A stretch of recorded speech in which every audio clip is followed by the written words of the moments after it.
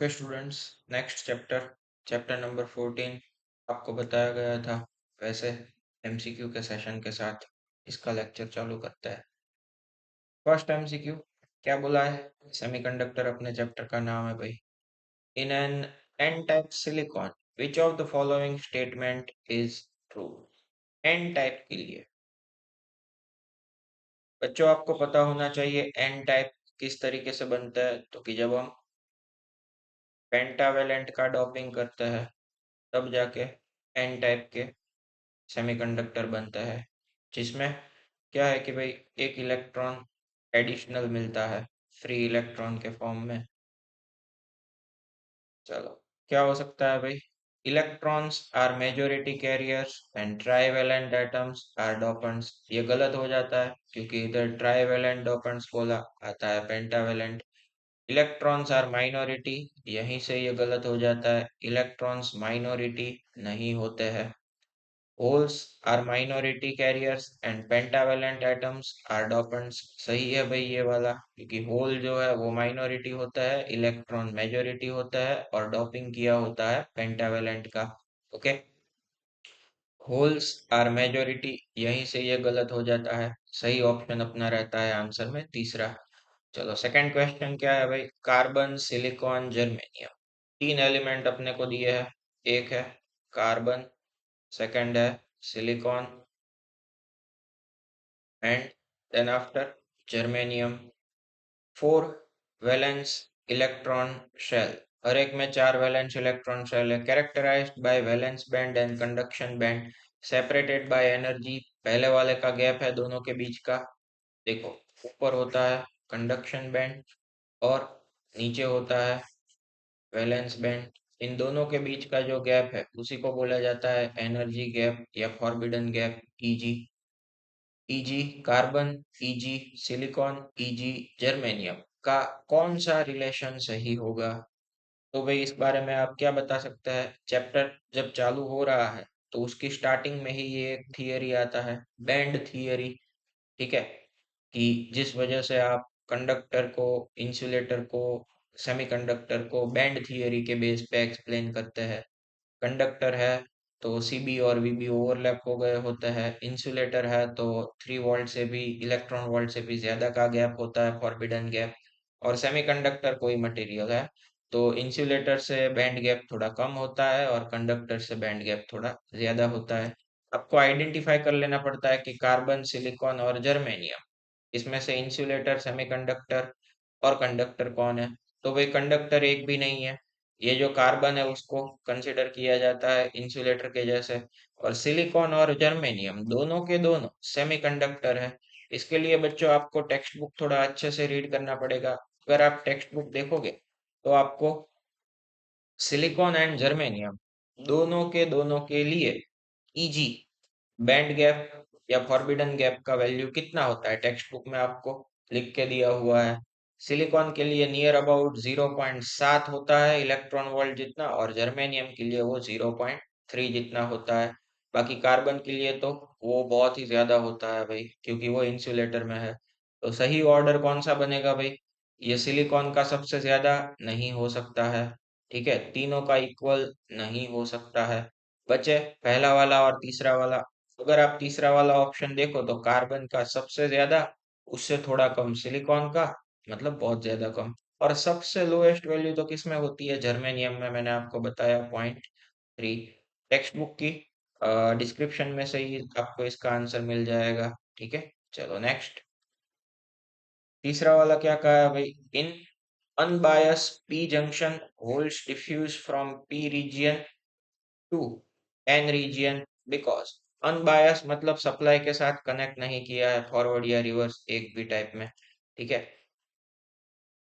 चलो, बीच में डेप्लेशन, इधर का p साइड, इधर का n साइड, क्या बोल सकते हैं अनबायस कंडीशन में?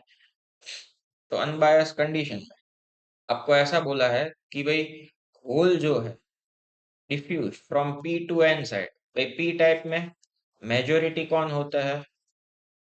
तो कि भाई मेजोरिटी होता है होल। और इधर नंबर ऑफ होल कैसे होता है? बहुत ही ज्यादा लो होता है।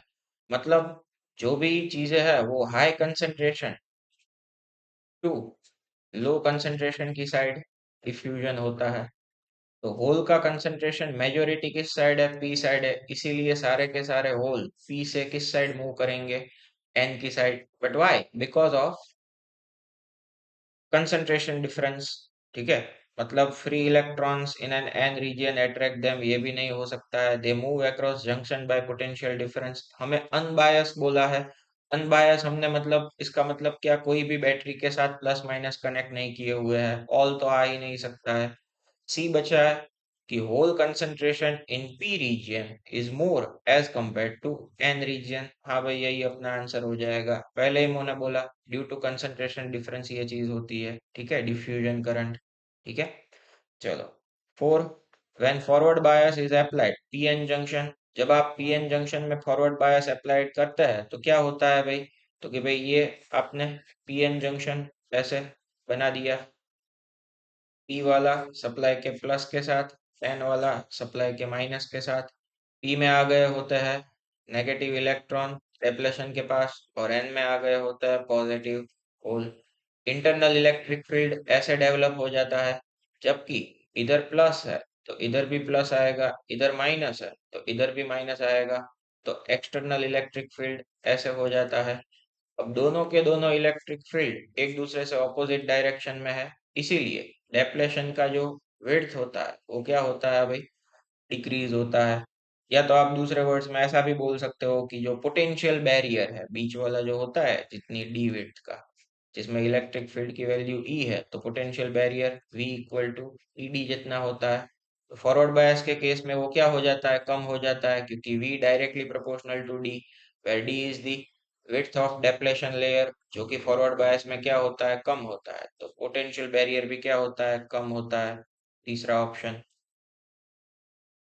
चलो फाइव, क्या बोला है आपको, in order to forward bias PN junction the negative terminal of supply is connected to. मतलब आपको रिवर्स फॉरवर्ड बायस में ज्वाइंट करना है, ये डायोड का सिंबल है। तो पी साइड को किसके साथ कनेक्ट करना पड़ेगा, बेसिक टेक्स्ट बुक की थियरी है कि भाई पी वाले को सप्लाई के पॉजिटिव के साथ, एन वाले को सप्लाइड के नेगेटिव के साथ कनेक्ट करता है, तो ये कैसा बायस हो जाता है, फॉरवर्ड बायस हो जाता है। ठीक है, आपको अपने को क्या पूछा है भाई, नेगेटिव टर्मिनल ऑफ बैटरी किसके साथ कनेक्ट करना पड़ेगा, तो भाई नेगेटिव टर्मिनल ऑफ बैटरी आप बाजू में डायग्राम के ऊपर से देख सकते हैं, किसके साथ कनेक्ट किया है हमने, सप्लाई के नेगेटिव के साथ कनेक्ट किया है। सी ऑप्शन अपना आंसर होगा। चलो six, when boron is added as an impurity to silicon. चलो भाई बोरॉन, बोरॉन कैसा है भाई, ट्राईवेलेंट है, मतलब उसकी आउटर मोस्ट शेल में जो नंबर ऑफ इलेक्ट्रॉन्स होंगे वो कितने होंगे, थ्री इलेक्ट्रॉन्स होंगे। ओके, तो इसको अगर हम एज ए डोपेंट डाल रहे हैं इसके अंदर, सिलिकॉन के अंदर, क्या होगा, तो देखो भाई सिलिकॉन ये रहा बीच, और इधर हो गया, हमने डाल दिया बोरॉन, ये घिरा हुआ है सभी साइड से सिलिकॉन के साथ। तो सिलिकॉन, बोरॉन, बोरॉन मैक्सिमम कितने बॉन्ड बना सकता है, तो कि भाई आउटर मोस्ट शेल में उसकी जो वैलेंसी है वो तीन जितनी है, मतलब मैक्सिमम जो बॉन्ड बना सकता है वो तीन है। ये तीन बॉन्ड बन गए, एक साइड में होगा क्या, सिलिकॉन का इलेक्ट्रॉन तो होगा, बट बोरॉन के पास नहीं है, इसलिए इधर क्या क्रिएट होगा, होल क्रिएट होगा। क्या माना जाता है, होल का जो चार्ज है वो पॉजिटिव माना जाता है, मतलब जो कंडक्टर इस साइड से बनेगा वो किस टाइप का होगा, पी टाइप का सेमीकंडक्टर होगा। ठीक है, चलो भाई, ध्यान रखने का, कंडक्टर वर्ड भी दिया है और सेमीकंडक्टर भी दिया है, दोनों में पी टाइप है, हम पढ़ रहे हैं सेमीकंडक्टर, तो अपना ऑप्शन डी रहेगा, ध्यान में रखने की ये चीज। चलो अब टेक्स्ट बुक का ही एक इधर आपको ग्राफ दिया है, बहुत सारे बच्चों ने देखा होगा, तो ये डायरेक्ट दिमाग में आ गया होगा कि ये डेप्लेशन लेयर ऐसे बीच में होता है, इधर ये पी टाइप, इधर ये एन टाइप, इधर ये डॉटेड। तो पी टाइप की साइड में क्या होता है भाई, नेगेटिव आ गए होता है, और एन टाइप की साइड में पॉजिटिवली चार्ज होल आ गए होता है। इसको अगर आप ग्राफिकली रिप्रेजेंट करने की ट्राई करते हैं, जो कि हम ग्राफ प्लॉट कर रहे हैं किसके वर्सेस किसका, तो कि भाई ग्राफ प्लॉट किया जा रहा है वोल्टेज V वर्सेस जो विड्थ है या तो डिस्टेंस है D का। अब अपने को पता होता है कि भाई नेगेटिव है तो उसका पोटेंशियल कैसा होता है, लो पोटेंशियल होता है। दूसरे वर्ड्स में बोलो तो उसका पोटेंशियल कैसा होता है, नेगेटिव पोटेंशियल होता है। और अगर पॉजिटिव है तो उसका पोटेंशियल भी कैसा होता है भाई, पॉजिटिव पोटेंशियल होता है। अगर आप यहाँ पे पॉइंट ऑफ ओरिजिन लेते हैं तो नीचे की साइड माइनस भी आ जाएगा। तो आप इधर देखो भाई, ये वाले पार्ट में नेगेटिव चार्ज है तो इधर का पोटेंशियल भी कैसा होगा, नेगेटिव। मतलब अपने को ग्राफ इधर नीचे से ऐसे चालू करना पड़ेगा और फिर यहाँ से यहाँ आ जाता है, नेगेटिव से पॉजिटिव में आ गए, मतलब ये ग्राफ में बाद में पोटेंशियल क्या हो जाएगा, प्लस हो जाएगा, बढ़ जाएगा। ठीक है, तो ऐसा जो ग्राफ हो वो कौन सा हो सकता है, क्योंकि भाई ए ऑप्शन में जा सकते हैं हम। बाकी कोई कर्व तो आ ही नहीं सकता है। रीजन क्या है, मैंने आपको पहले भी बताया कि v equal to E D के ऊपर से v directly proportional to d, मतलब दोनों लीनियर में है तो मतलब डायरेक्टली प्रोपोर्शनल में है तो इसका रिलेशन कैसा आएगा, लीनियर। ओम्स लॉ में नहीं कहा करते थे v और i का रिलेशन वाला ग्राफ लीनियर। तो कोई कर्व तो आ ही नहीं सकता है, ठीक है, इसीलिए अपना ऑप्शन ए सही रहता है। बाकी टेक्स्ट बुक का कॉपी क्वेश्चन है। चलो 8, intrinsic germanium and silicon at absolute zero temperature. Intrinsic मतलब क्या होता है बच्चों, क्योंकि भाई इंट्रिंसिक मतलब नो डॉपिंग, कोई भी इसमें आप लोगों ने डॉपिंग नहीं किया है, एकदम प्योर स्टेट में ही है, और वो भी एब्सोल्यूट जीरो टेम्परेचर पे। तो उसके अंदर कोई भी टाइप के चार्ज कैरियर होते ही नहीं है, इसीलिए वो आइडियल इंसुलेटर के जैसे बिहेव करता है, कोई भी करंट पास नहीं हो सकता है उसमें से। ऑप्शन सी अपना आंसर होगा। चलो नेक्स्ट, आपको forbidden gap in germanium is 0.7 electron volt, होता है 0.3 के आसपास, बट अपने को इतना लेने का बोला है तो हम ले लेंगे, उसमें क्या है भाई, जो डेटा दिया है वो। चलो तो 9 में क्या बोला है, फॉरबिडन गैप Eg की वैल्यू 0.72 इलेक्ट्रॉन वोल्ट ऐसी दी है अपने को। ठीक है, फिर आपको Hc, दोनों के दोनों कांस्टेंट है, उसकी कितनी वैल्यू होती है वो दे दी गई है, eV angstrom. The maximum wavelength of radiation that will generate electron hole pair। ठीक है, मतलब ये फॉरबिडन गैप इतने वाला मटेरियल है, उसके ऊपर हम कितनी वेवलेंथ का रेडिएशन बाहर से इंसिडेंट करें ताकि इलेक्ट्रॉन होल पेयर जनरेट हो और वो इलेक्ट्रिसिटी कंडक्शन बैंड में जाके कंडक्ट करे। तो देखो बच्चों, ऐसे क्वेश्चन में आपको लॉजिकली पता चल जाना चाहिए, अगर नहीं स्कूल में करवाया है ऐसा, तो भाई एक एच सी है और एक ई है, तो ऐसा इक्वेशन इंक्लूड होता हो टर्म। ऐसा कौन सा इक्वेशन है, H C by lambda. Obviously हमें लैम्डा फाइंड करने का बोला है तो लैम्डा को सब्जेक्ट बना तो H C by E. H C का कंबाइन वैल्यू कितना होता है ये हमें दिया है 12400, और divide by easy band gap कितना होता है 0.72, ये हमें दिया है। इसका कैलकुलेशन लगा दो, ऑप्शन सी आएगा, वो आपका आंसर हो जाएगा। ठीक है, एच सी बाई लैम्डा के ऊपर से था। चलो नेक्स्ट, क्या बोला है आपको, विच of the following statement is not correct. Not correct मतलब क्या होता है भाई, इनकरेक्ट है। When junction diode is in forward bias, तो भाई फॉरवर्ड बायस में पहला आपको दिया width of depletion region decreases, आगे ही मैंने बोला ये सही है। Free electrons on N side will move towards junction, सही है भाई। एन साइड से इलेक्ट्रॉन भी जंक्शन की साइड जाता है, पी साइड से होल भी जंक्शन की साइड जाता है, ट्रांसफर पॉसिबल हो पाता है क्योंकि डेप्लेशन का विड्थ जो है वो कम हो गया है। Holes on P side moves towards the junction, मैंने अभी बी ऑप्शन में डिस्कस किया, ये भी सही है। Electrons on N side, holes on P side will move away from junction, ये गलत हो जाता है भाई, अवे नहीं जाता है, विड्थ घटने की वजह से उल्टा उसकी तरफ आता है।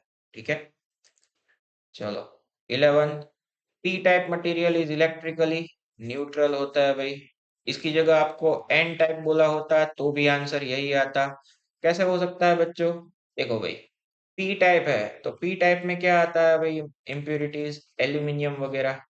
अब यहाँ पे आपने एल्यूमिनियम ऐड किया, नो डाउट, आसपास क्या है भाई, सारे के सारे सिलिकॉन है। पी टाइप में और बोरॉन भी ले सकते हैं, बहुत सारे आते हैं, ट्राईवेलेंट सारे के सारे ऐड कर सकते हैं। एल्यूमिनियम कोई हमने जब ऐड किया तो वो किस फॉर्म में था? आयंस के फॉर्म में था, Al+3+2+1 ऐसे फॉर्म में था ना ना। वो तो कैसा था, न्यूट्रल का न्यूट्रल ही था। और सिलिकॉन भी सामने क्या है भाई, न्यूट्रल ही है। तो न्यूट्रल के अंदर आप न्यूट्रल ऐड कर रहे हैं तो रिजल्टेंट भी क्या रहेगा, न्यूट्रल ही रहेगा। ये तो पी हम क्यों बोल रहे हैं, क्योंकि उनका बॉन्डिंग ऐसा हो रहा है, एक के पास 3 है और एक के पास 4 इलेक्ट्रॉन है, एक इलेक्ट्रॉन की डेफिशिएंसी हुई, इसलिए उसको पी टाइप होल के ऊपर से बोला जाता है। बाकी ये कोई आयंस नहीं बन रहा है, इसके ऊपर कोई चार्ज नहीं आ रहा है, ठीक है। इसीलिए पी टाइप मटेरियल बोला हो या एन टाइप मटेरियल बोला हो, दोनों के दोनों इलेक्ट्रिकली तो न्यूट्रल ही होता है। ओके, चलो next 12, PN junction diode is used as, किसके जैसे यूज कर सकते हैं भाई इसको, तो कि भाई आपके चैप्टर के रिलेटेड जो यूज आता है गुजरात बोर्ड में, रेक्टिफायर आता है ना लास्ट टॉपिक में, half wave rectifier, full wave rectifier, यही इसका आंसर है। बाकी ये तो सारे के सारे ओल्ड सिलेबस के ऊपर बेस्ड है, जो कि कहीं ना कहीं ट्रांजिस्टर के यूज में आता है, जो आपके सिलेबस से पूरा निकल गया है। ओके, तो पीएन जंक्शन का रेक्टिफायर के जैसे यूज हो सकता है, बी ऑप्शन इसका आंसर होगा। 13 नंबर का क्वेश्चन रिपीट था इसलिए निकाल दिया है। चलो 14 नंबर के question, in the figure potential difference between point A and B. एक स्टूडेंट ध्यान रख लेना, इधर ये सर्किट ऐसे कंप्लीट हो रहा है और point A and point B आपको इधर दिए है। इतनी चीजें सर्किट में थोड़ी करेक्शन कर देना रह गई थी, इसलिए बाकी सब सही है, ठीक है। चलो, अब यहाँ से अगर आप थोड़ा देखो तो ये बैटरी का प्लस हुआ, ये माइनस हुआ, मतलब इधर भी प्लस हुआ, इधर माइनस हुआ, तो इधर भी को पोटेंशियल तो कैसा रहेगा, प्लस ही रहेगा। मतलब पी और एन के हिसाब से देखोगे तो डायोड कैसे बायस में आ जाएगा, फॉरवर्ड बायस में आ जाएगा। फॉरवर्ड बायस में वो किसके जैसे बिहेव करता है भाई, उसका जो रेजिस्टेंस है वो जीरो हो जाता है, मतलब कि वो क्या हो जाता है, शॉर्ट सर्किट हो जाता है। डायोड कनेक्ट ही नहीं किया है, सीधा वायर ही है, ऐसे ही समझ लेने का, ऐसे डायरेक्ट टू डायरेक्ट। चलो, अब यहाँ से ये प्लस माइनस ओके आ गया, इधर 30 वोल्ट, इधर ये 10 किलो ओम, ये वाले भी 10 किलो ओम, 10 किलो ओम के इधर आपको बता दिया है भाई point A and point B.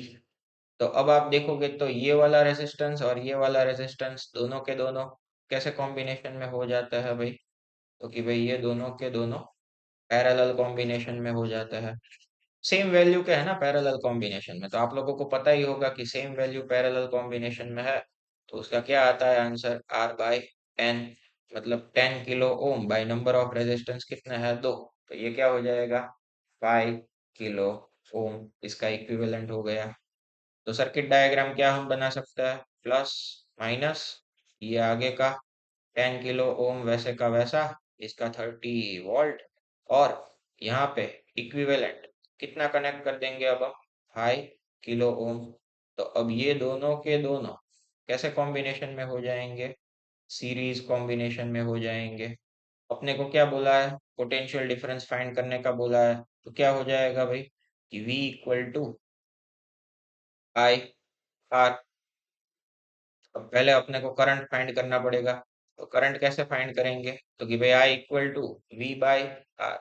Potential कितना दिया है 30, रेजिस्टेंस कितना आया इक्विवेलेंट 10 + 5 15 किलो ओम, मतलब ये 10⁻³ तो ये ऊपर चला जाएगा, तो 30 × 1000 डिवाइड बाई 15, तो 15 × 2 = 30, तो क्या आ गया भाई।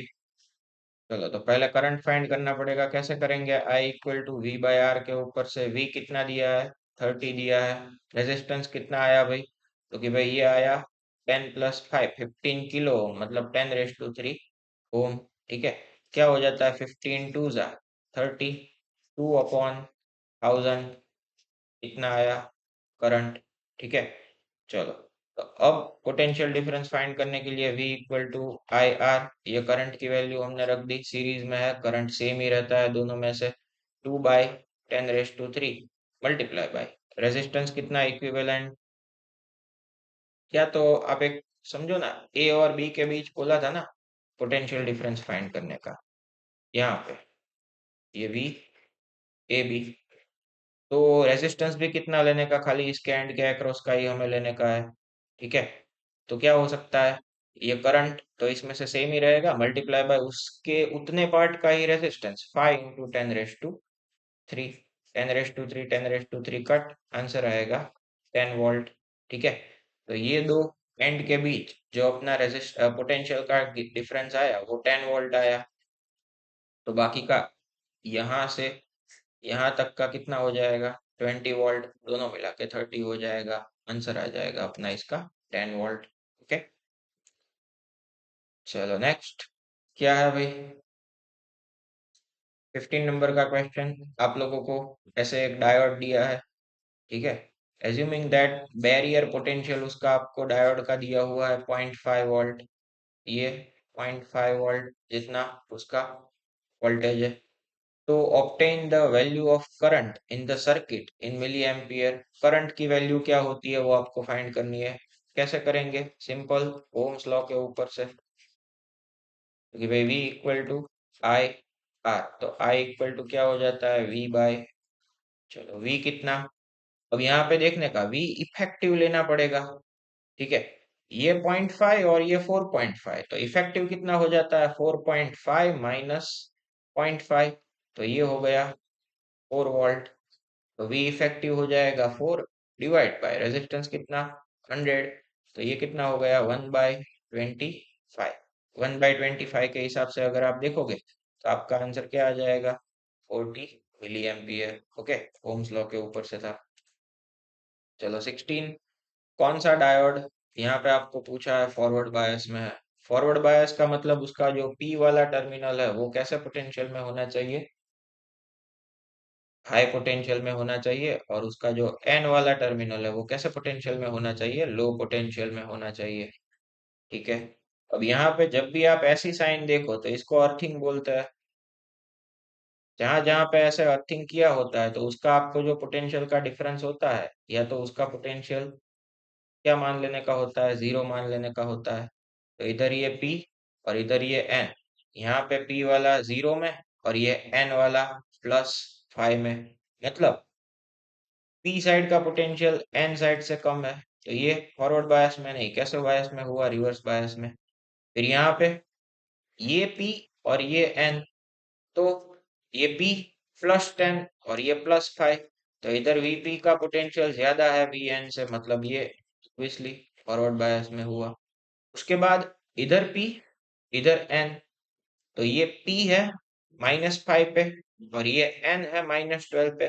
बच्चों आप लोगों को नेगेटिव के रूल्स पता होने चाहिए, ये -5 जो है वो -12 से बड़ा होता है, मतलब यहाँ पे भी VP का पोटेंशियल ग्रेटर देन VN का पोटेंशियल, तो ये वाला भी फॉरवर्ड बायस में है। देन आफ्टर यहाँ पे अगेन अर्थिंग, तो इसका पोटेंशियल 0, ये P और ये N, तो इधर -10 वोल्ट, तो यहाँ पे क्या हो सकता है भाई, 0 -10 से ऑब्वियसली बड़ा है, ऑब्वियसली, तो VP ग्रेटर देन VN, मतलब ये भी फॉरवर्ड बायस में। और यहाँ पे अगेन अर्थिंग, तो इसका पोटेंशियल 0, ये P और ये N, तो P वाला नेगेटिव है जो कि 0 से छोटा है, मतलब यहाँ पे P का पोटेंशियल N से कम है, इसीलिए ये रिवर्स बायस में, ठीक है।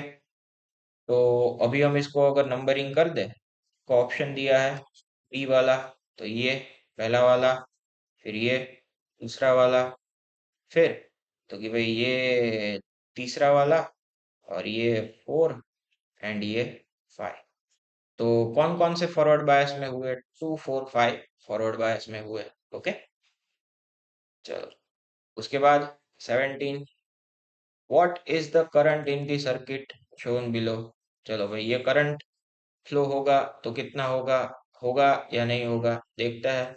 पता होना चाहिए कि फॉरवर्ड बायस में रेजिस्टेंस क्या होता है, 0 होता है आइडियल, और रिवर्स बायस में रेजिस्टेंस कितना हो जाता है भाई, इनफाइनाइट हो जाता है। अगर रिवर्स बायस है तो करंट जीरो हो जाएगा। देखते हैं या नहीं।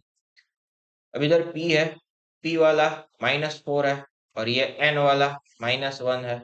तो इधर क्या हुआ भाई, एक तरीके से देखो तो P का पोटेंशियल N के पोटेंशियल से कम हुआ। मतलब ये कौन से बायस में हुआ, रिवर्स बायस में। बच्चों रिवर्स बायस में आइडियल डायोड में करंट जीरो होता है, आंसर आएगा 1। चलो उसके बाद ये वाला कंसेप्ट क्या है भाई, ग्राफ आपको दिया है I वर्सेस V का।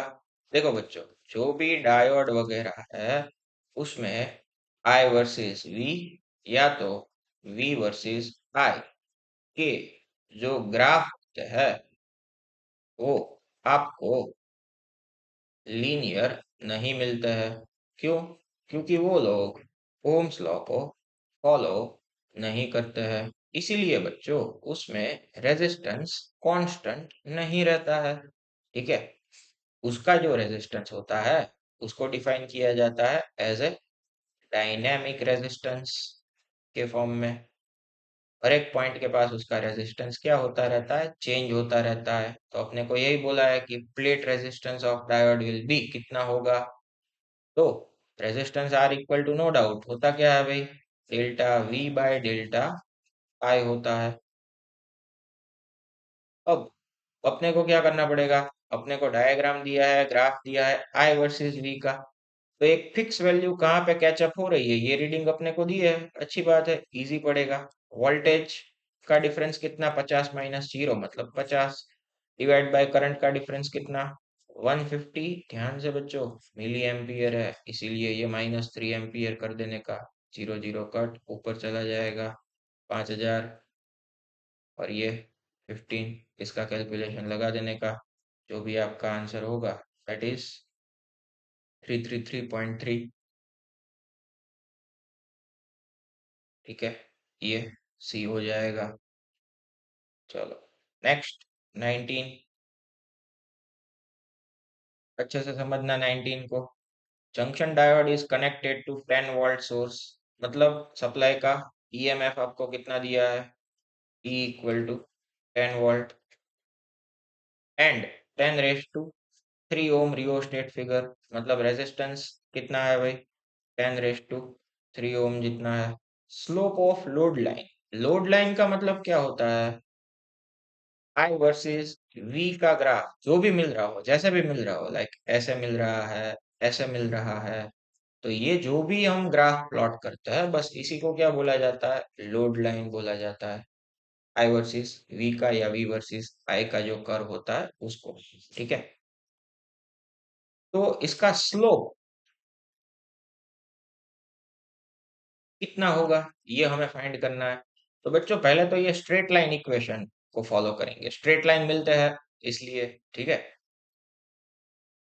तो स्ट्रेट लाइन इक्वेशन क्या होता है, y equal to m x plus सी।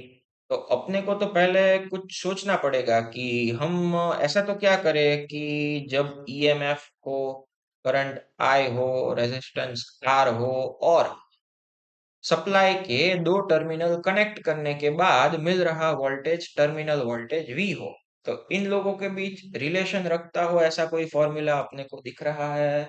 ठीक है, तो ऐसा एक फॉर्मूला आप लोग करंट इलेक्ट्रिसिटी में पढ़ गए हो, ऐसा आता था, terminal voltage V is equal to EMF E minus आई।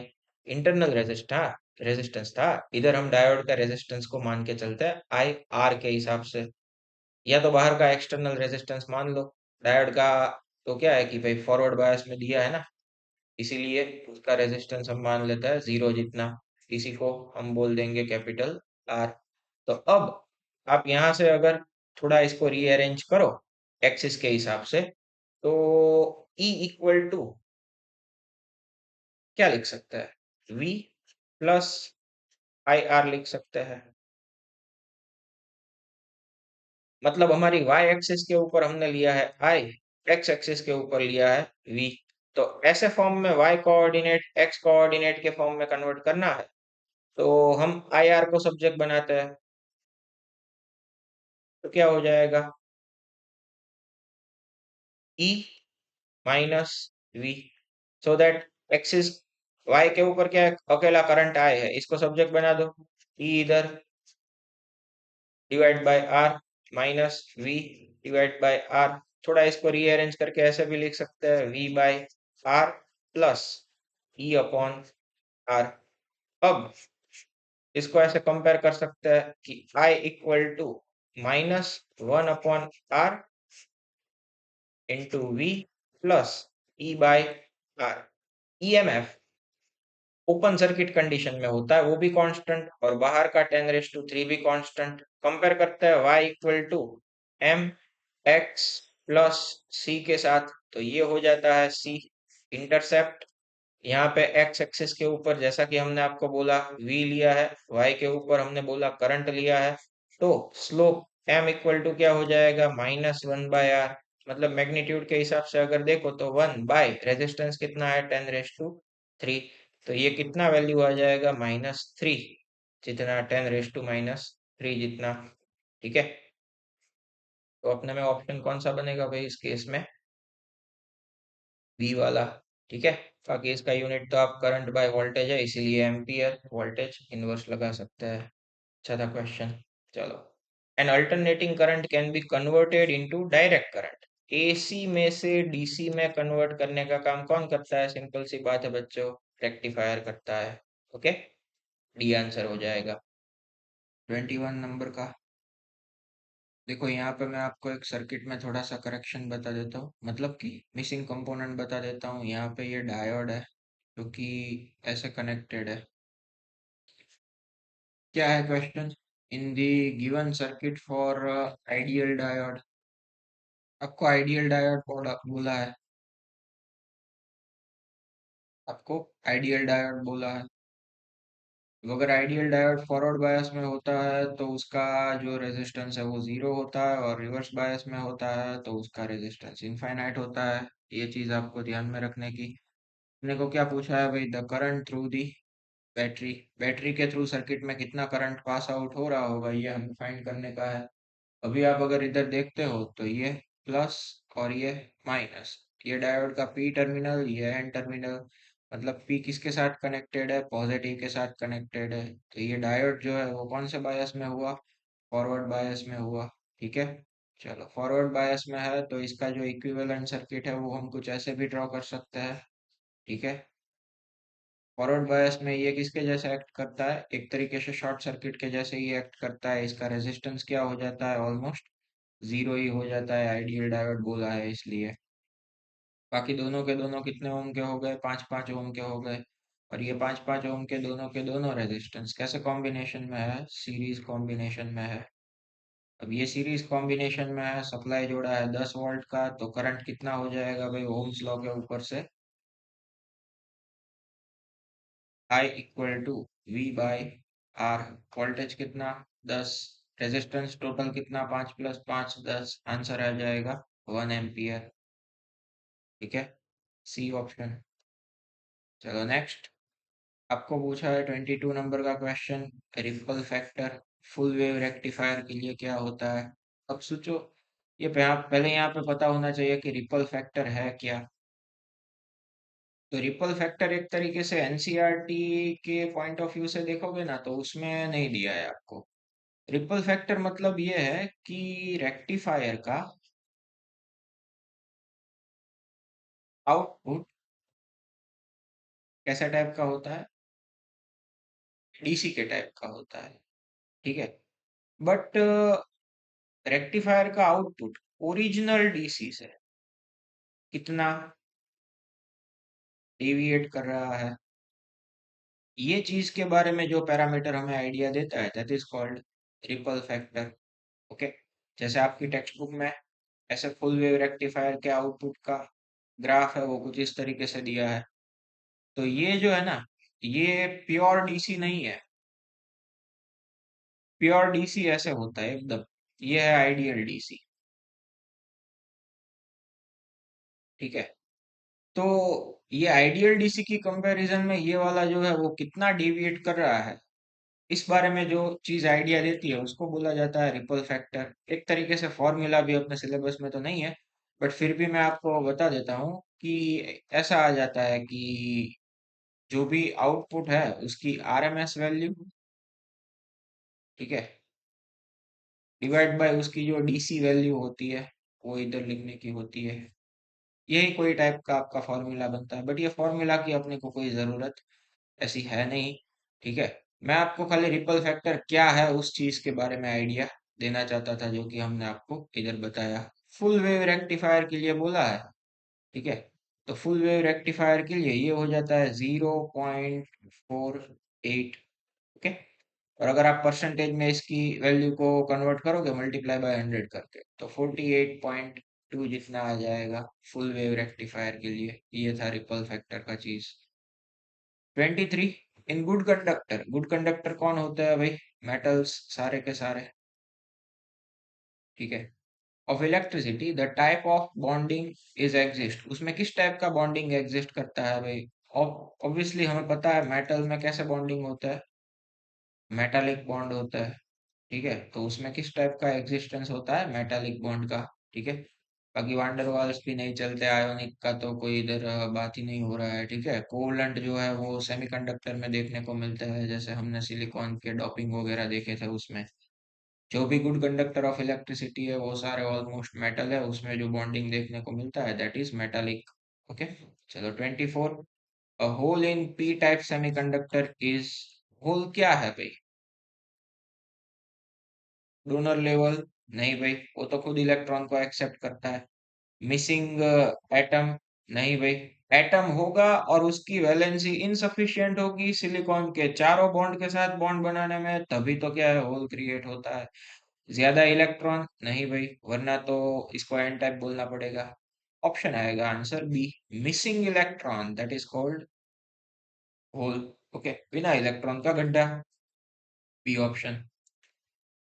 चलो 25, what is the current through an ideal PN junction diode shown in figure, ठीक है। तो ये पीएन जंक्शन डायोड के थ्रू कितना करंट पास आउट होगा ये हमें फाइंड करना है। कैसे करते हैं देखो भाई, इधर प्लस और इधर माइनस। अब ये 1 वोल्ट जितना है, तो इधर ये कितना होगा, कितना आ जाएगा, -1 वोल्ट। इधर ये 3 वोल्ट जितना बताया है, तो इधर आ जाएगा -3 वोल्ट। नीचे के दोनों टर्मिनल ग्राउंड कर दिए हैं, मतलब उनके पोटेंशियल क्या हो जाएंगे, जीरो हो जाएंगे। सर्किट को जिस हिसाब से बन जाएगा, इधर -3, इधर -1, ये P और ये N। तो -3 से -1 क्या होता है, ज्यादा होता है, बड़ा होता है। इसीलिए ये जो डायोड है, ये डायोड कैसे बायस में आ जाएगा स्टूडेंट्स? फॉरवर्ड बायस में आ जाएगा, okay. And effective potential difference क्या हो जाएगा? पोटेंशियल का डिफरेंस बोले तो -1 माइनस -3, मतलब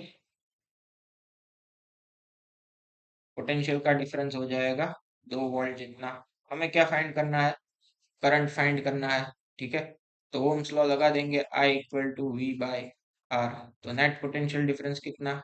2 वोल्ट का। और रेजिस्टेंस कितना है भाई? 100 ओम का। क्यों?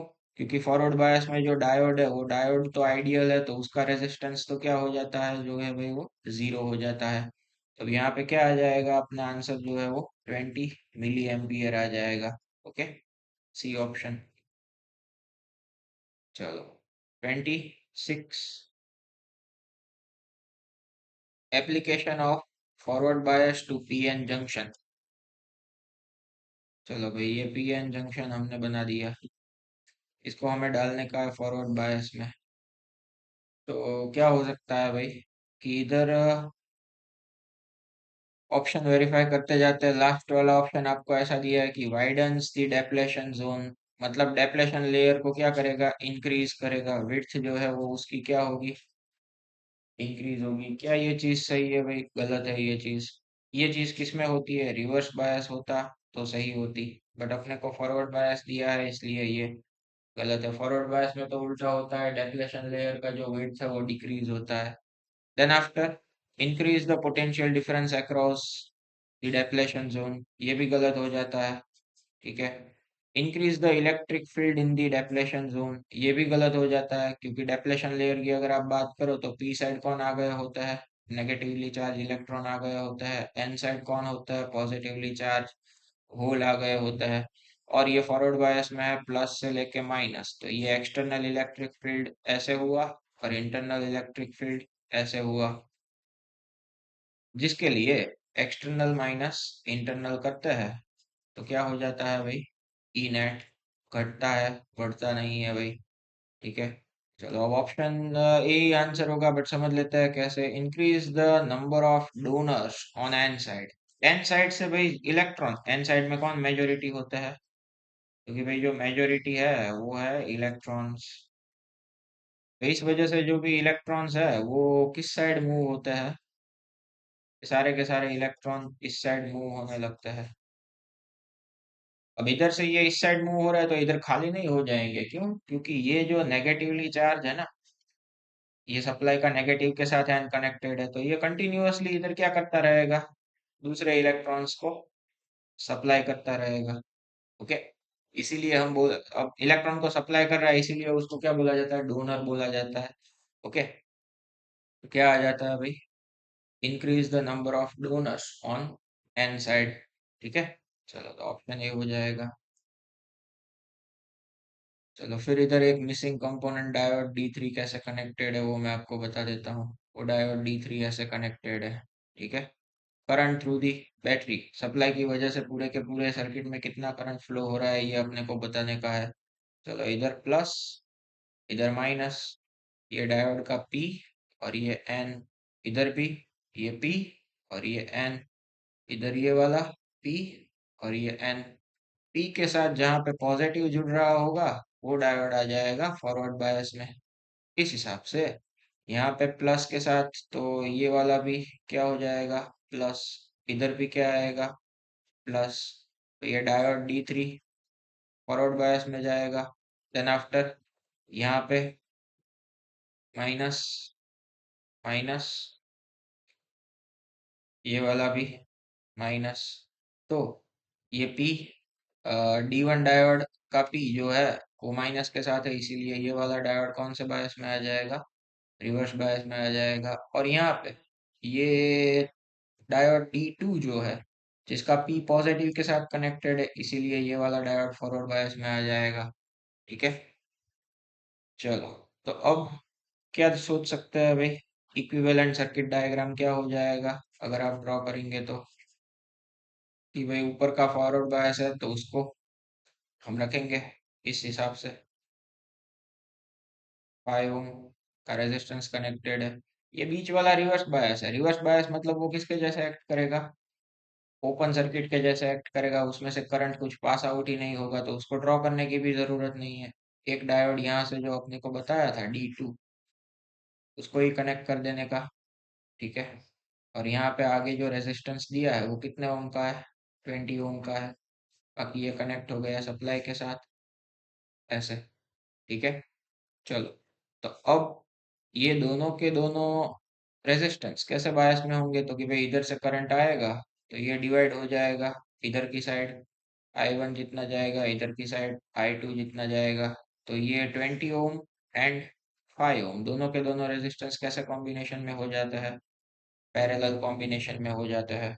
ठीक है, तो करंट फाइंड करना है, I equal to V by R equivalent पहले हमें फाइंड करना पड़ेगा, क्योंकि सप्लाई तो नो डाउट 10 वोल्ट का दे दिया है।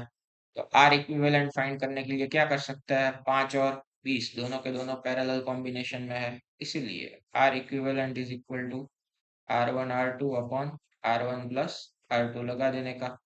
ठीक है, और एक चीज स्टूडेंट यहाँ पे मेरी गलती हो गई, ये एक इधर भी 5 ओम का रेजिस्टेंस दिया है वो बताने का रह गया।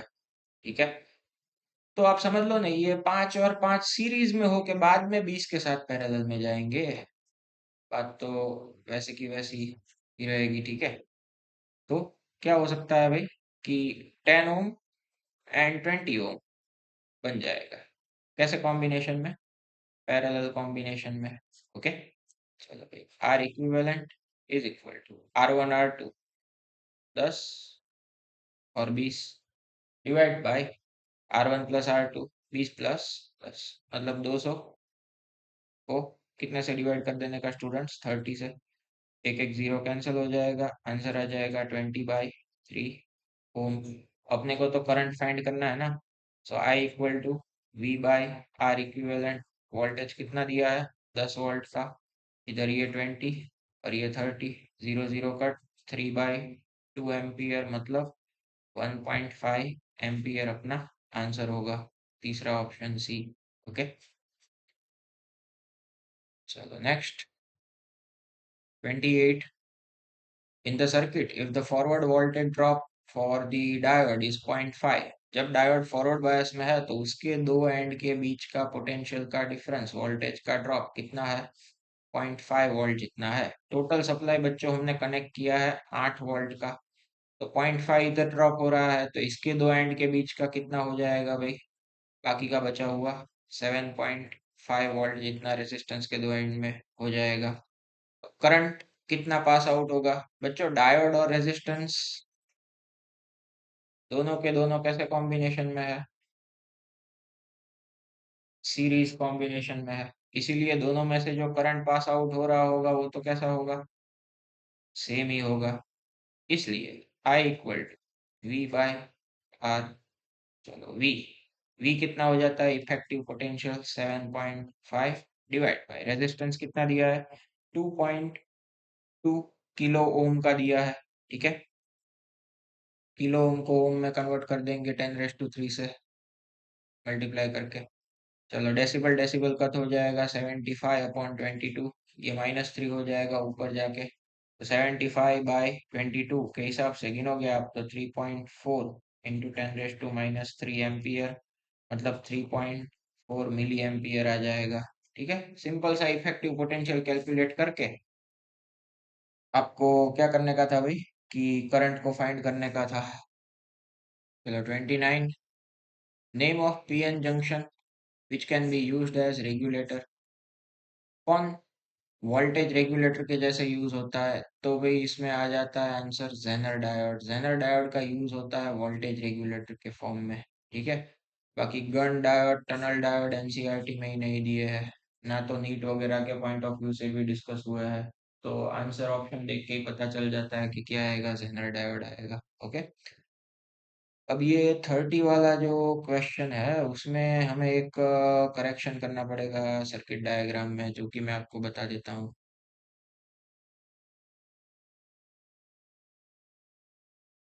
तो स्टूडेंट्स ये करेक्टेड डायग्राम है ये वाले क्वेश्चन का, जिसमें आपको बताया है two oppositely connected ideal diode in parallel. यहाँ पे आप देख सकते हैं डायोड D1 और डायोड D2 दोनों ऑपोजिटली कनेक्टेड, एक ऊपर की साइड एक नीचे की साइड।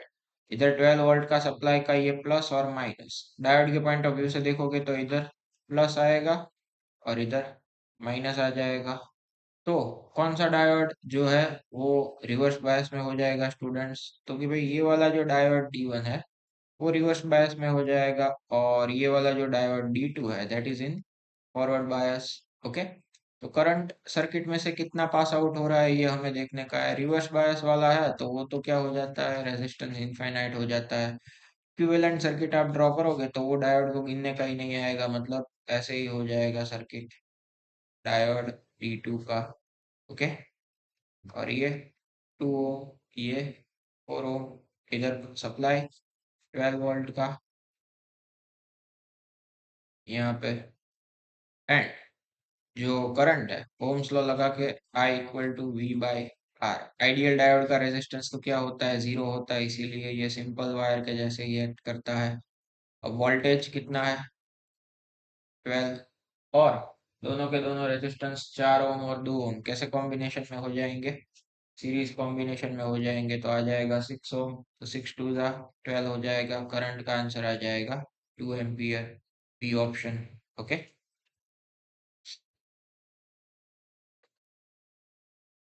चलो 31, क्या है भाई, the current in the circuit shown in the figure considering ideal diode. देखो भाई, इस साइड का जो पोटेंशियल है वो 3.2 वोल्ट जितना बताया हुआ है, इस साइड का जो पोटेंशियल है वो बताया हुआ है 3 वोल्ट जितना। ये हुआ P और ये हुआ N, तो जो P का पोटेंशियल है that is greater than N potential, तो ये कौन से कॉम्बिनेशन में होगा, फॉरवर्ड बायस कॉम्बिनेशन में होगा, सॉरी कनेक्शन में होगा, जिस वजह से इसका रेजिस्टेंस क्या हो जाता है, 0 हो जाता है। तो इफेक्टिव तरीके से अगर आप देखो तो डायोड है ही नहीं, सर्किट ही है, ऐसा मानना पड़ेगा। और ये रेजिस्टेंस की वैल्यू दी है 100 ओम, यहाँ पे है 3.2 वोल्ट और ये है 3 वोल्ट। तो effective voltage, net potential difference कितना हो जाएगा? 3.2 minus 3 is equal to 0.2 volt. Current I equal to V by resistance R। तो 0.2 डिवाइड बाय रेजिस्टेंस है 100, मतलब ये हो जाएगा 0.002, in short 2 × 10⁻³ ampere. Option B हो जाएगा अपना आंसर। ओके, चलो फिर 32 नंबर का क्या बोला है भाई क्वेश्चन? 32 नंबर में बोला है circuit shown in the figure contains two diode each with forward resistance 50 ओम। मतलब अगर डायोड फॉरवर्ड बायस में है तो ये आइडियल की बात नहीं कर रहे हैं ये लोग। इस केस में कनेक्टेड डायोड कोई भी आइडियल नहीं है, ठीक है।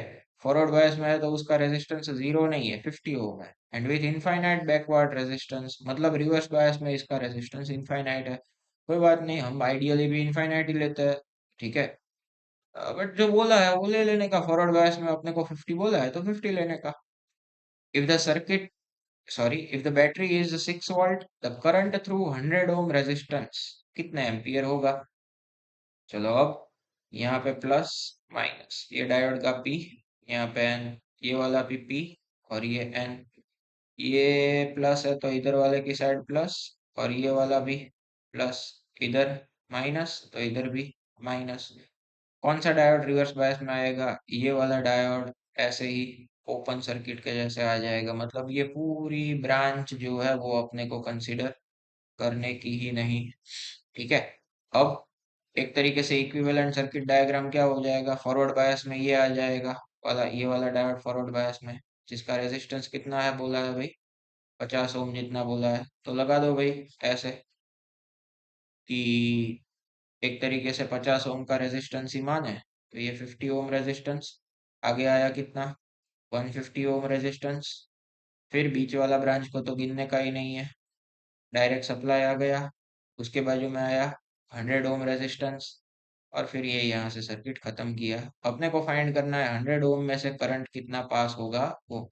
देखो बच्चों, 50 ओम, 150 ओम एंड 100 ओम, ये तीनों के तीनों कैसे कॉम्बिनेशन में होंगे? Series combination. मतलब तीनों में से जो करंट होगा वो कैसा पास हो रहा होगा स्टूडेंट्स? सेम ही पास हो रहा होगा। सप्लाई अपने को कितने का बोला है? 6 वोल्ट का बोला है। तो करंट आई इक्वल टू क्या हो जाएगा? V by R. चलो वी कितना? 6 वोल्ट। टोटल रेजिस्टेंस कितना? 100, 150, 50, मतलब 300 हो जाएगा टोटल रेजिस्टेंस। तो इस हिसाब से अगर आप देखोगे कि आपका आंसर कौन सा आएगा, 0.02 एम्पियर आ जाएगा इसका डिवाइडेशन करोगे तो। ओके, चलो नेक्स्ट। क्या बोला है कि भाई for given circuit PN junction diode which of the following statement is correct? तो भाई ये प्लस है, ये माइनस है, तो यहाँ पे ये पी आएगा, ये एन आएगा, जिस वजह से ये वाला डायोड कैसे कॉम्बिनेशन में होगा? फॉरवर्ड बायस में होगा। फॉरवर्ड बायस में है तो सी और डी ऑप्शन, रिवर्स वाले तो ऐसे ही कैंसिल हो जाएंगे, ठीक है। अब सप्लाई का पोटेंशियल डिफरेंस भी जितना है तो इक्विवेलेंट सर्किट डायग्राम कैसे बना सकते हैं कि खाली एक रेजिस्टेंस ही है, बाकी फॉरवर्ड बायस में तो क्या होता है? रेजिस्टेंस डायोड का 0 हो जाता है, इसीलिए ये किसके जैसे एक्ट करता है? तो कि भाई ये एक्ट करता है शॉर्ट सर्किट के जैसे, सीधा वायर। तो अब भाई इधर पोटेंशियल डिफरेंस वी है तो इसके दो एंड के बीच में भी कितना होगा? वी जितना ही होगा, मतलब ऑप्शन कौन सा हो जाएगा? ए हो जाएगा, ठीक है। चलो 34 में, two identical PN junction are connected in series in three different ways shown below the battery. The potential drop across the PN junction are equally. देखो भाई, अब आपको बोला है कि ये पहला वाला सर्किट डायग्राम है, तो इधर प्लस और इधर माइनस, तो ये पी के साइड लगेगा प्लस, और ये दूसरे, ये पहला वाला डायोड और ये दूसरा वाला डायोड, इधर ये पी की साइड लगेगा माइनस, मतलब ये वाला आएगा रिवर्स बायस में और ये वाला आएगा फॉरवर्ड बायस में। ठीक है, चलो अब सेकंड वाले केस में देखते हैं। तो इधर ये प्लस और इधर माइनस। तो ये पहले वाला डायोड और ये दूसरा वाला डायोड, इधर एन की साइड आएगा प्लस, इधर दूसरे डायोड में पी की साइड आएगा माइनस। तो एक तरीके से देखो तो ये एन प्लस के साथ कनेक्टेड है, मतलब ये भी रिवर्स बायस में हुआ, और इधर पी माइनस के साथ कनेक्टेड है, मतलब ये भी रिवर्स बायस में हुआ। पी अगर प्लस के साथ कनेक्टेड है तो ही फॉरवर्ड बायस होता है। ठीक है, चलो अब यहाँ पे ये प्लस और ये माइनस, तो इधर ये पी किसके साथ, ये पहला वाला डायोड ये दूसरा वाला डायोड, पी किसके साथ कनेक्टेड प्लस, एन किसके साथ कनेक्टेड माइनस। तो पी प्लस के साथ मतलब पहला वाला डायोड फॉरवर्ड बायस, इधर एन माइनस के साथ मतलब पी प्लस के साथ ही होता है, तो ये वाला भी फॉरवर्ड बायस। अब ध्यान की बात आ रही है, सबसे इंपॉर्टेंट बात, कि भाई फॉरवर्ड बायस में जो करंट मिलता है that is due to majority charge carrier. Reverse bias में जो करंट मिलता है, ठीक है, वो माइनॉरिटी की वजह से मिलता है, माइनॉरिटी चार्ज कैरियर्स की वजह से। एक तरीके से उसको लीकेज करंट भी बोल सकता है। ठीक है, तो पोटेंशियल ड्रॉप किसके अक्रॉस में सेम होगा। देखो बच्चों, अगर फॉरवर्ड बायस है, ये सारे के सारे डायोड हमें कैसे बोले हैं, आइडियल डायोड बोले हैं। ठीक है, अब पहला वाला सर्किट डायग्राम कंसीडर करते हैं ना, तो एक डायोड है फॉरवर्ड बायस में और दूसरा डायोड है रिवर्स बायस में, जिस वजह से दोनों के एंड के बीच का पोटेंशियल डिफरेंस सेम नहीं होगा, क्योंकि एक फुल फ्लेज करंट पास करवाएगा जिसका रेजिस्टेंस जीरो है, और एक ना के बराबर करंट पास करवाएगा जिसका रेजिस्टेंस इनफाइनाइट है। जबकि अगर आप सेकंड वाला डायग्राम कंसीडर करते हैं तो दोनों के दोनों रिवर्स बायस में ही है। ठीक है, मतलब दोनों के रेजिस्टेंस इनफाइनाइट ही होंगे, और है कैसे कॉम्बिनेशन में, सीरीज कॉम्बिनेशन में है, इसीलिए जो भी लीकेज करंट पास हो रहा होगा वो भी दोनों में से कैसा पास होगा, सेम अमाउंट का ही पास होगा। मतलब लीकेज करंट ये पहले वाले डायोड में से जो इतना जा रहा होगा उतना ही दूसरे में से जा रहा होगा, और दोनों के एंड के बीच का रेजिस्टेंस भी कैसा है, इनफाइनाइट है। तो अगर ये डायोड के एंड के बीच का पोटेंशियल डिफरेंस V1 जितना है, तो ये वाले के बीच का भी कितना होगा, V1 जितना ही होगा, सेम पोटेंशियल डिफरेंस ही होगा, क्योंकि आइडेंटिकल टाइप ऑफ कनेक्शन है, दोनों रिवर्स बायस में है। ठीक है, अगर एक फॉरवर्ड में होता तो करंट ज्यादा हो जाता, और एक रिवर्स में होता तो करंट कम हो जाता, तो दोनों के बीच के पोटेंशियल डिफरेंस भी अलग अलग हो सकते थे, दोनों के रेजिस्टेंस भी अलग अलग हो सकते थे। सेम एज तरीके से यहाँ पे ये फॉरवर्ड बायस, ये वाला डायोड भी फॉरवर्ड बायस। ठीक है, और सीरीज कॉम्बिनेशन तो सेम अमाउंट का ही करंट पास होगा, जिस वजह से इन दोनों के बीच के पोटेंशियल डिफरेंस भी कैसे होंगे, सेम ही होंगे। अच्छा क्वेश्चन था। ठीक है, तो सर्किट 2 एंड 3 उन दोनों के केस में पोटेंशियल डिफरेंस सेम रहता है। ओके, चलो next 35, resistance of germanium junction diode VI। एक ग्राफ दिया है आपको, ये जर्मेनियम जंक्शन डायोड का है, तो इसका रेजिस्टेंस कितना होगा हमें पता है, R equal to delta V by delta I लगाने का।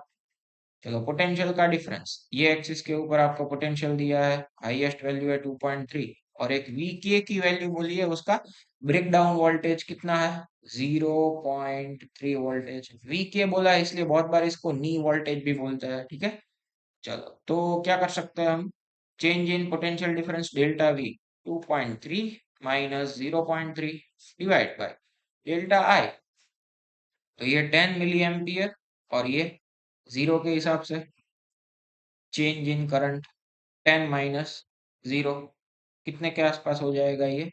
ठीक है, मिली एम्पियर है बच्चों, ध्यान में रखने का, -3 करके एम्पियर में कन्वर्ट कर देने का। तो 2.3 माइनस 0.3 मतलब 2/10, ऊपर चला जाएगा -3 हो जाएगा +3। तो एक तरीके से 2000 को 10 से डिवाइड कर दिया, आंसर आ जाएगा 200 ओम, जिसको अगर हम 1000 से डिवाइड कर दे तो कितना हो जाएगा, 0.2 किलो ओम हो जाएगा। ओके, ग्राफिकल मेथड थी। चलो नेक्स्ट।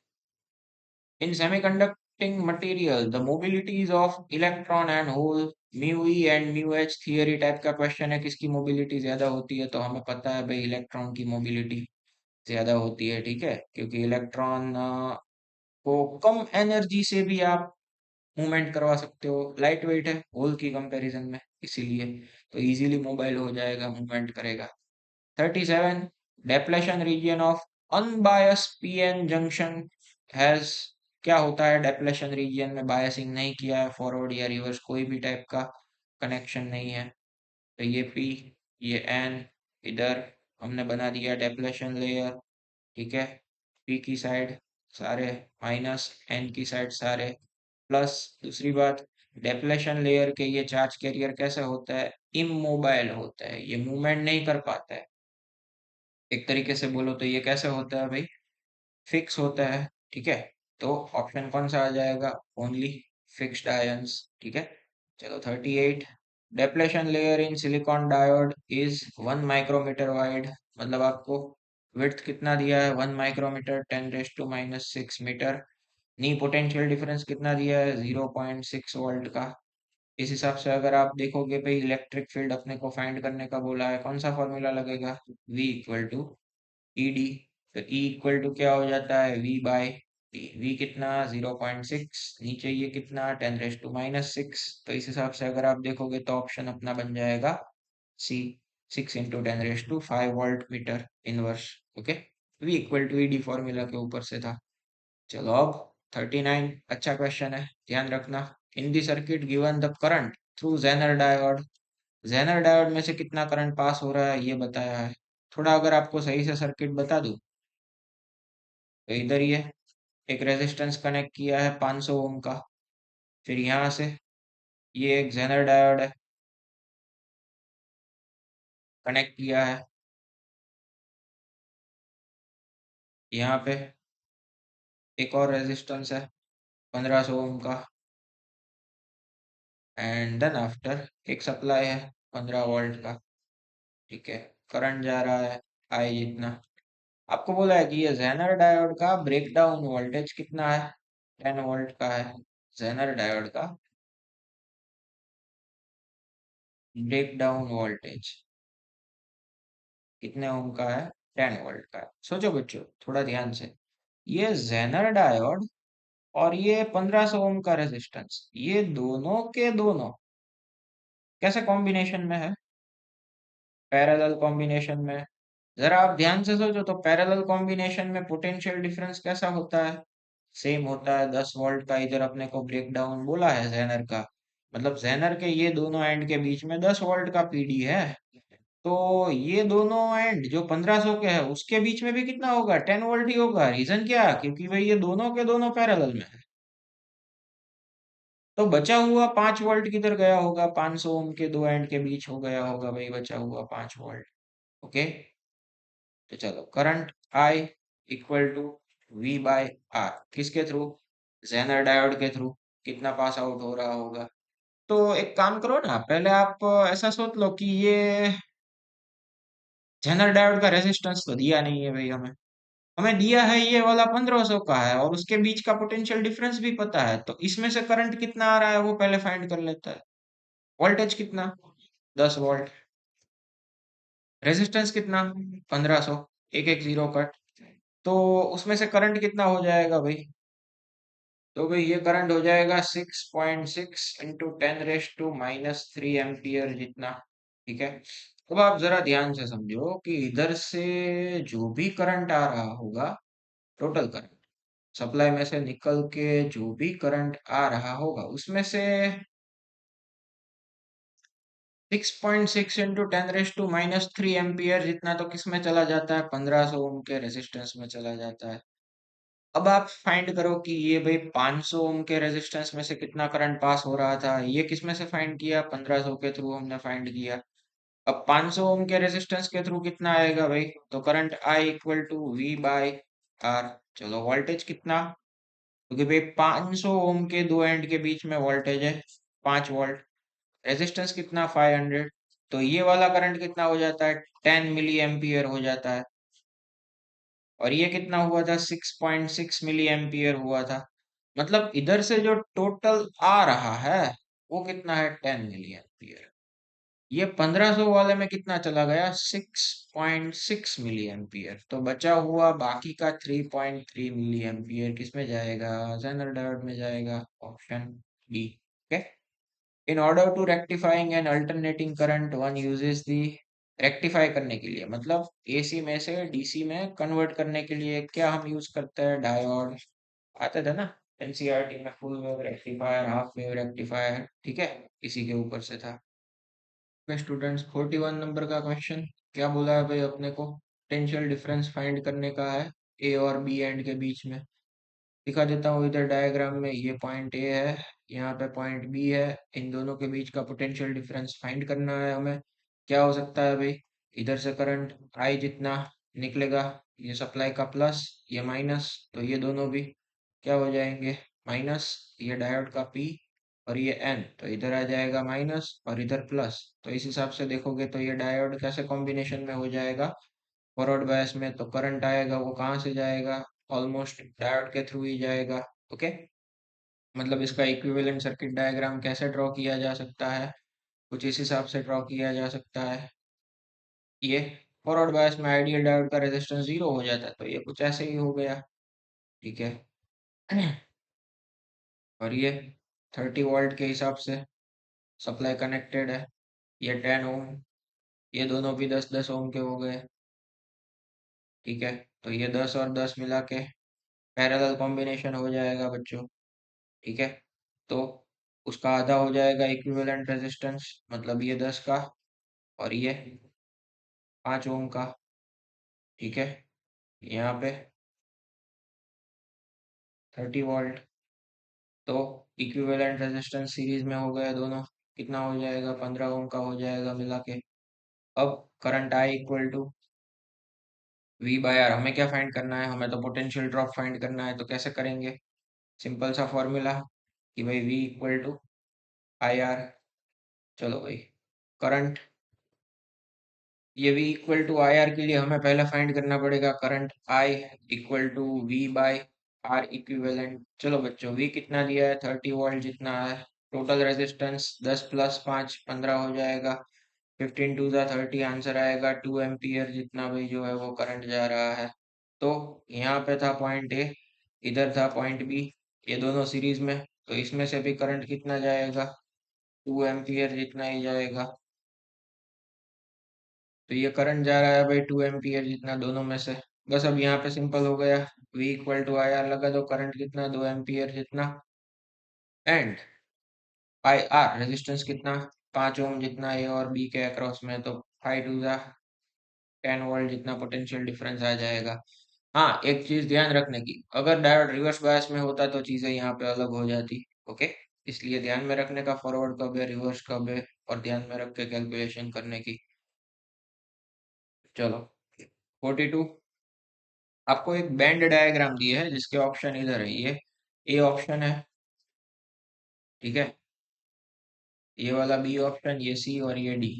किसके लिए बैंड डायग्राम पूछा है, सेमीकंडक्टर के लिए कौन सा बैंड डायग्राम पॉसिबल है ये पूछा है।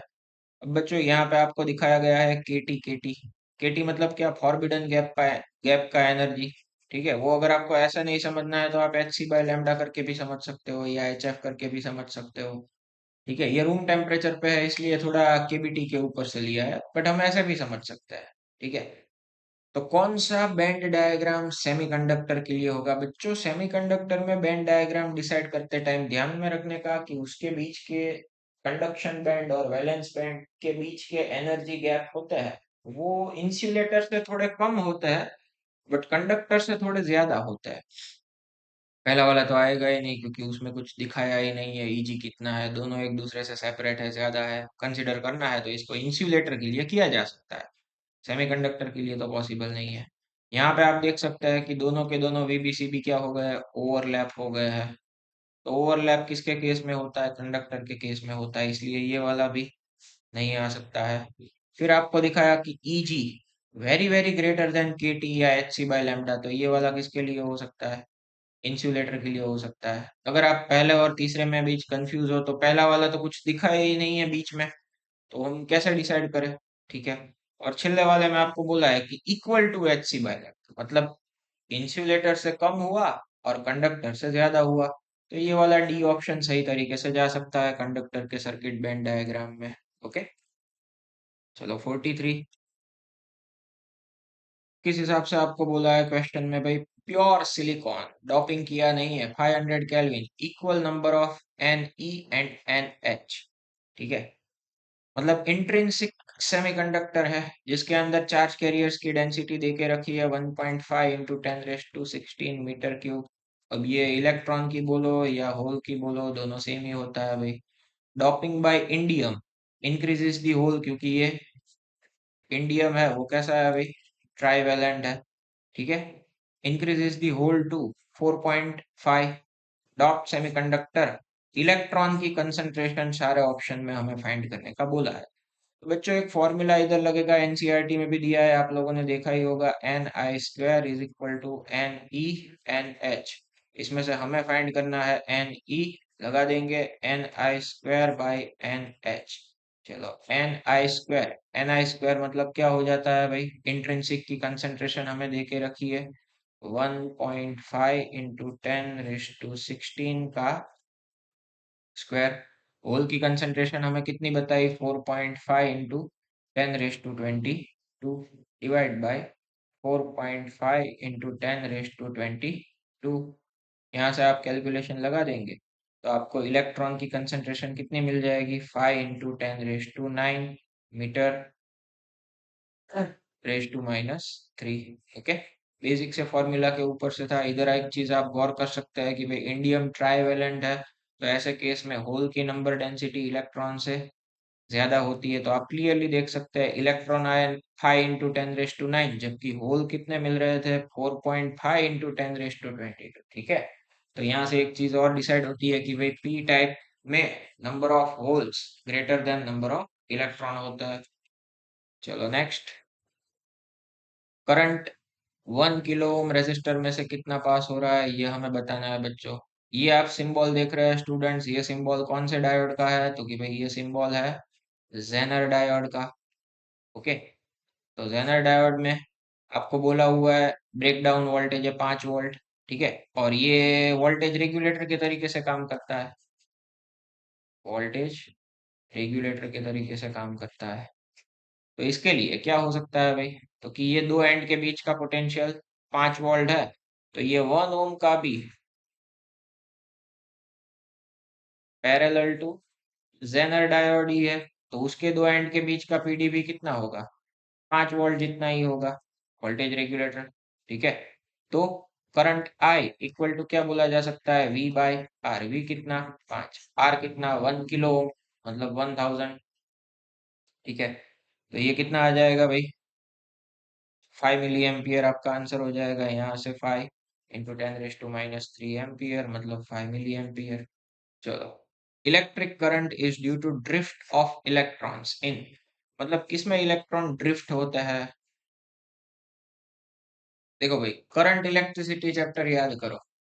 करंट इलेक्ट्रिसिटी चैप्टर में भी हम ड्रिफ्ट वेलोसिटी पढ़ा करते थे वीडी की, क्योंकि रैंडम कंडीशन में तो इलेक्ट्रॉन की एवरेज वेलोसिटी क्या हो जाती है, 0 हो जाती है। जब भी हम इलेक्ट्रिक फील्ड को अप्लाई करते हैं प्लस से लेके माइनस, तो वो इलेक्ट्रॉन सर्टेन ड्रिफ्ट वेलोसिटी से घसीटता हुआ कोई एक नेट डायरेक्शन में फ्लो करता है। तो वो किसकी बात हो रही थी, करंट इलेक्ट्रिसिटी में मेटल्स की बात हो रही थी। तो उसमें ड्रिफ्ट इलेक्ट्रॉन्स की वजह से करंट मिलता है, और साथ ही साथ सेमीकंडक्टर में तो दोनों होता है, electron and as well as holes.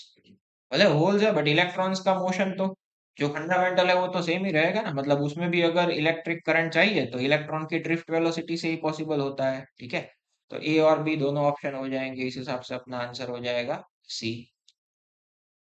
चलो 47, क्या बोला है भाई 47 वाले क्वेश्चन में अपने को, network shows the current flowing through supply negligible internal resistance।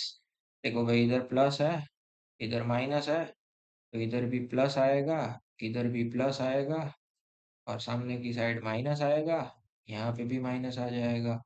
ये डायोड का पी, ये एन, यहाँ पे ये पी, ये एन। आप क्लियरली देख पाओगे कि ये मिडल वाला डायोड जो है वो रिवर्स बायस में हो गया, इसीलिए वहां से ओपन सर्किट के जैसे रीड्रॉ करें हम।